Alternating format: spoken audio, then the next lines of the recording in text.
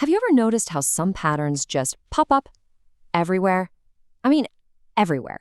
We're about to dive into one of those because once you see this pattern, you are going to start seeing it in places you never expected. It's a fundamental shape that describes an incredible amount of stuff in our world. Okay, think about this. Let's say you measure the heights of 1,000 people. If you plot all those numbers on a graph, you'll find most people kind of cluster in the middle. Not super tall, not super short, but somewhere in between. All right, now let's switch gears. Picture a bunch of newborn elephants. You weigh every single one. You're going to see the exact same thing. Most of them are going to be around an average weight, with just a few tiny ones and a few really big ones on the ends.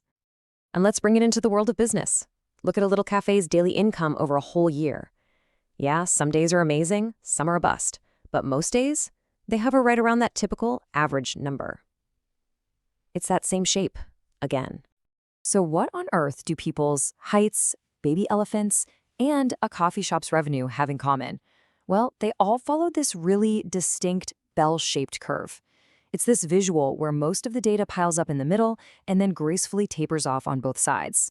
It shows up so often, we had to give it a name. And that name is the normal distribution. You might also hear it called the Gaussian distribution or, way more casually, just the bell curve. The reason it's so common comes down to this idea called the central limit theorem.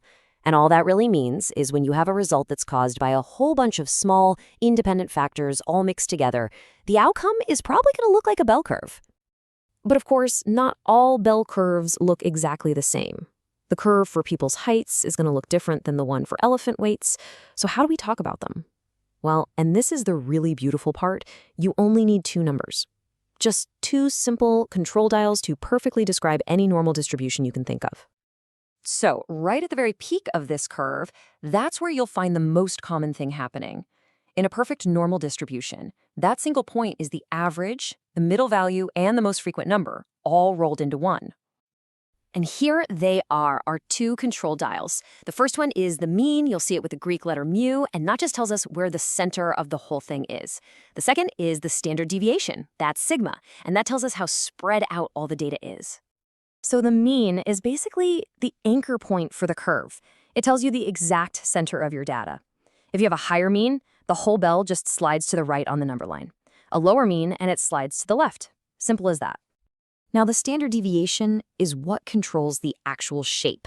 It's the dial that either squishes the curve tall and skinny or stretches it out short and wide. A small standard deviation means all your data is packed really tightly around the average.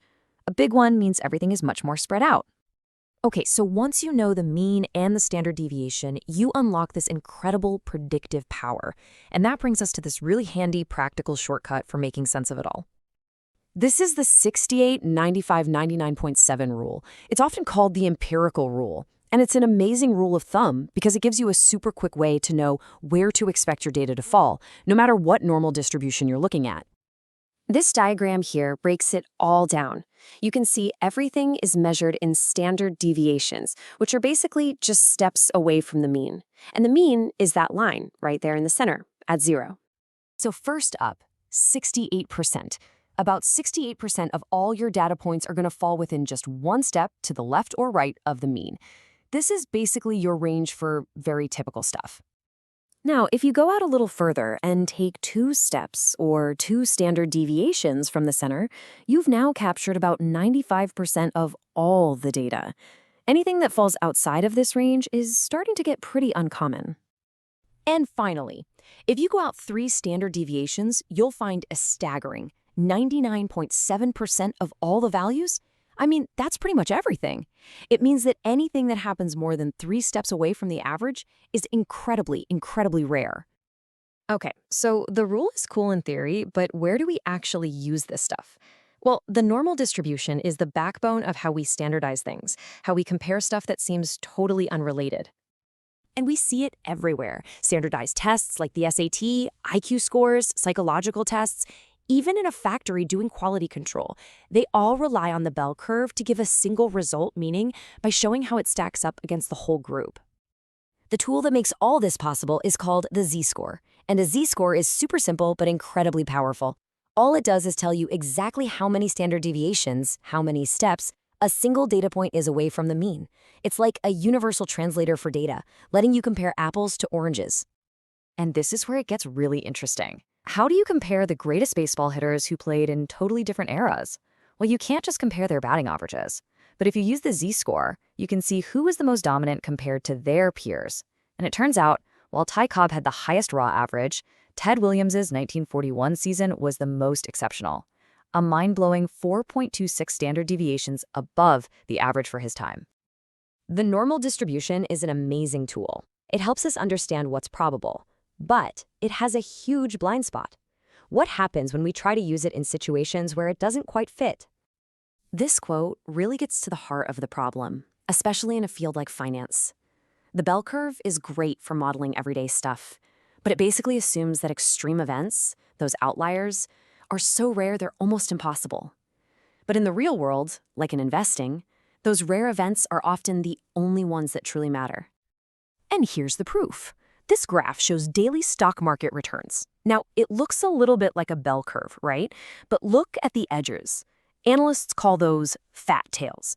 It just means that huge one-day gains and massive one-day losses happen way more often than a perfect, normal distribution would ever predict.